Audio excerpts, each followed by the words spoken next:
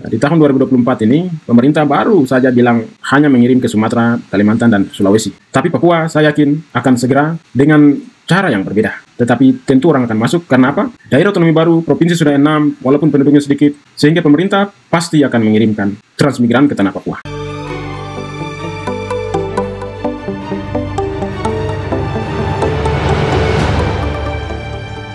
Program transmigrasi resmi dilepas dari Pulau Jawa ke beberapa pulau, baik di Sumatera, Kalimantan, dan juga di Sulawesi. Lalu Papua bagaimana? Ya, kita sedang menunggu informasi dari pemerintah seperti apa. Apakah Papua tidak ada program transmigrasi yang didukung oleh pemerintah, atau ada cara baru yang sedang dilakukan oleh pemerintah? Ya, tapi kita melihat bahwa program transmigrasi di Indonesia ya sejak kemerdekaan sampai dengan hari ini itu melalui beberapa pendekatan. Di awal itu upaya pemerintah untuk memindahkan penduduk dari daerah yang padat penduduk seperti di Pulau Jawa, Bali dan Madura ke daerah yang jarang penduduknya seperti Sumatera, Kalimantan, Sulawesi, dan juga waktu itu Irian, ya hari ini Papua. Itu dulu, ya.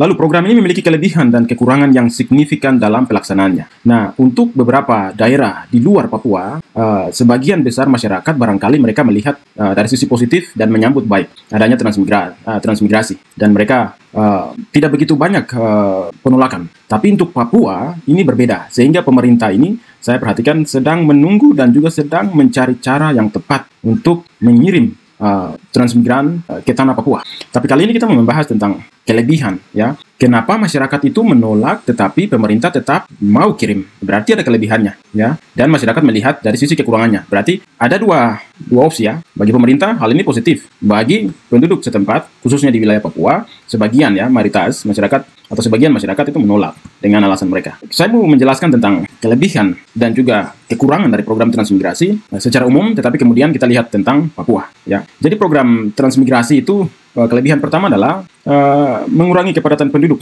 di pulau-pulau yang padat seperti Pulau Jawa, ya.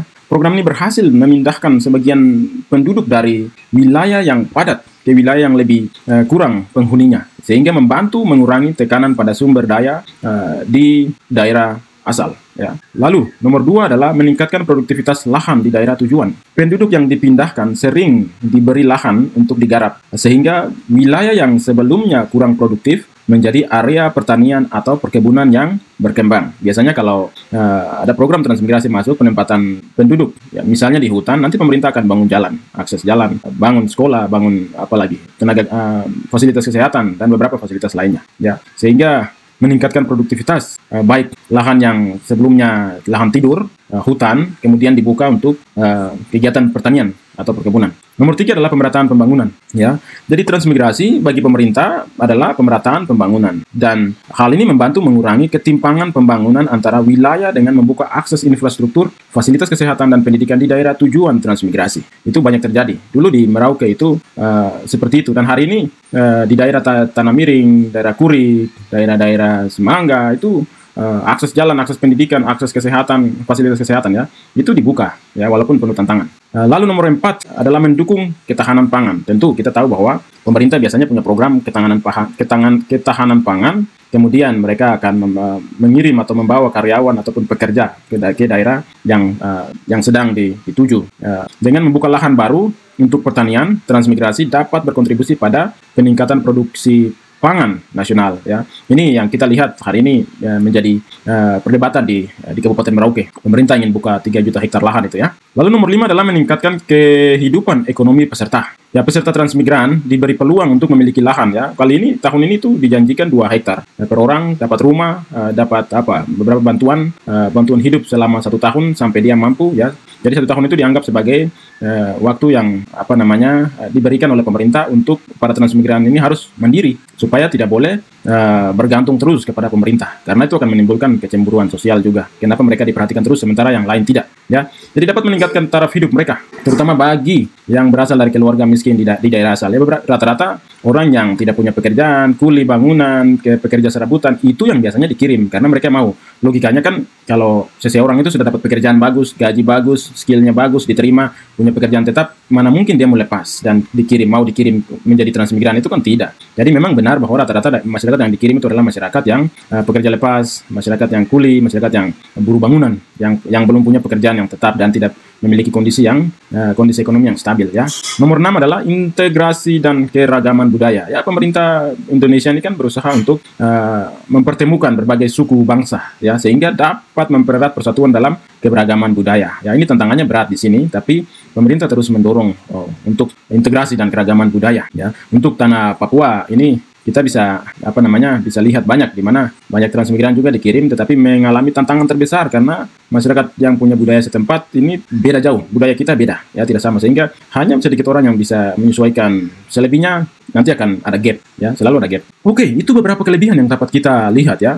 Lalu kekurangannya apa saja, ya? Tentu terjadi konflik dengan penduduk lokal, ya. Di Papua ini selalu ada konflik, ya. Penduduk lokal di daerah tujuan, ya, seringkali merasa tersisih akibat pembagian lahan dan sumber daya kepada transmigran, sehingga menimbulkan ketegangan sosial atau konflik. Lalu ketidakseimbangan budaya dan cara hidup juga bisa memperburuk hubungan antara transmigran dan penduduk asli. Di Papua ini lahan banyak, lahan luas, lahan tidur, ya, yang hutan dan seterusnya.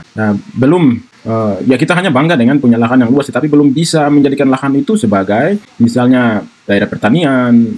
Kita kelola 2, 3, 4, 5, 6 hektar untuk ekonomi, misalnya tanam sayur-sayuran atau bikin kebun, itu belum ada. Rata-rata itu hutan tidur. Jadi ketika pemerintah memberikan lahan itu misalnya kepada daerah masyarakat trans, itu masyarakat ini kan yang datang tadi kuli dan sebagainya, itu mereka ini rajin kerja. Saya perhatikan mereka bangun pagi sekali, jam 4, jam 5 itu sudah bangun, sholat dan seterusnya, mereka lanjut kerja. Sementara masyarakat kita masih tidur, jam 6, jam 7, jam 8, adik-adik mahasiswa apalagi, ya, itu bangunnya di atas jam 6, jam 7. Jadi walaupun kita di Papua ini melihat matahari terbit duluan di sini, tetapi jam bangun kita itu sama dengan, tidak semua, ya, tidak semua, ada yang bangun juga lebih awal, tapi mayoritas jam bangun kita itu sama dengan masyarakat di Jawa. Di Papua di sini kalau bangun jam 6 itu masih baik, tapi kalau bangun jam 8 berarti di Jawa kan jam 6, ya. Jadi startnya ya sama dengan Jawa, tapi orang-orang transmigran ini mayoritas itu saya perhatikan mereka tuh sudah bangun pagi-pagi, sudah ke sawah, sudah tanam, sudah bajak sawah, sudah bawa sapi dan seterusnya. Jadi kita perlu belajar banyak untuk mengatur waktu bangun ini, ya.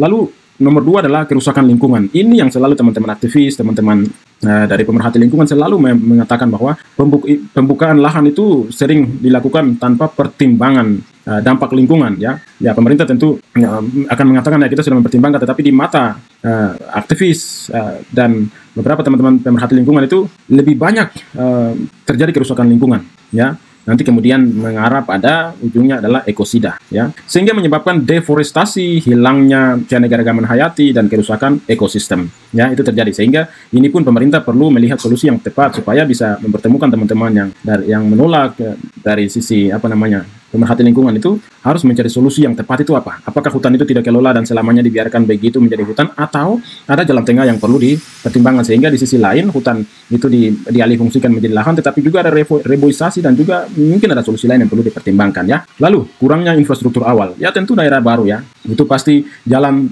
sekolah, fasilitas kesehatan itu makin minim, ya, sehingga menyulitkan para transmigran untuk beradaptasi. Lalu 4 adalah kegagalan ekonomi. Ya, tidak semua transmigran itu berhasil memanfaatkan lahan dan mereka tinggal betah hidup di situ. Banyak transmigran yang di awal-awal sudah di situ, kemudian mereka pindah. Di Papua ini sudah banyak, sehingga ini juga menjadi pertimbangan dan menjadi isu diskusi bahwa banyak transmigran yang dikirim itu beberapa tahun kemudian mereka jual tanah kembali dan mereka pulang ke daerah asal atau berpindah ke daerah yang lebih baik, ya. Nah, ini perhatian pemerintah perlu ditingkatkan di situ supaya ya kalau dikirim paling tidak mereka kelola dan tinggal di situ untuk mengembangkan daerah itu. Jadi beberapa transmigran itu sudah kembali ke daerah asal, ya. Ya, sebagai manusia tentu kita kita tahu ini berat memulai di daerah yang baru, sehingga kalau tidak kuat pasti pindah. Lalu pengabaian hak-hak masyarakat adat, ya.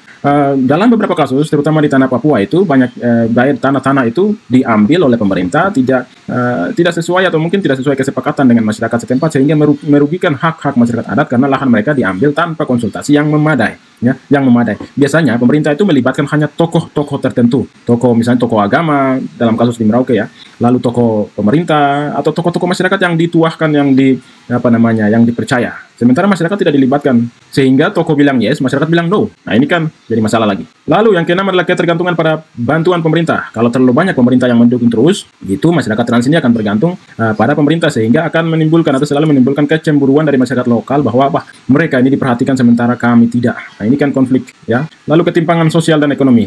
Transmigran seringkali mendapatkan fasilitas lebih dibandingkan dengan masyarakat asli, yang menciptakan rasa ketidakadilan di kalangan masyarakat lokal. Ya, oke. Jadi ini beberapa hal yang perlu diperhatikan oleh pemerintah, terutama dalam hal yang dari sisi kekurangan yang tadi ada 7 poin, itu perlu diperhatikan khusus untuk Papua. Hati-hati karena akan menimbulkan masalah yang lebih besar, sehingga pemerintah perlu berbicara, mendengarkan apa yang disampaikan oleh masyarakat yang menolak, ya. Oke, jadi kesimpulannya apa, ya? Program transmigrasi ini memiliki ibarat 2 sisi koin, memiliki manfaat dan potensi yang baik, tetapi juga memiliki kekurangan, ya. Untuk mengatasi masalah kependudukan dan pembangunan di Indonesia, tentu pemerintah selalu berusaha untuk mengirim masyarakat ke berbagai wilayah dalam bentuk program transmigrasi, ya. Tetapi juga di saat yang sama banyak kerusakan dan banyak masalah yang dimunculkan, ya. Jadi perbaikan program transmigrasi bisa dilakukan melalui ini beberapa solusi, ya. Pendekatan partisipasi dengan masyarakat lokal, penyediaan pelatihan bagi para transmigran, pembangunan infrastruktur yang memadai sebelum memulai pemindahan, lalu pengelolaan lingkungan yang berkelanjutan di daerah yang dituju, ya. Sehingga ya apa yang diinginkan oleh pemerintah tercapai, tetapi juga harus dengar apa yang diinginkan oleh masyarakat di wilayah yang dituju. Saya pikir itu dulu. Program transmigrasi di Tanah Papua itu sudah terjadi lama. Di tahun 2024 ini, pemerintah baru saja bilang hanya mengirim ke Sumatera, Kalimantan, dan Sulawesi. Tapi Papua, saya yakin akan segera dengan cara yang berbeda. Tetapi tentu orang akan masuk. Karena apa? Daerah otonomi baru, provinsi sudah 6, walaupun penduduknya sedikit. Sehingga pemerintah pasti akan mengirimkan transmigran ke Tanah Papua. Thank you. I'll see you in the next video. Bye-bye.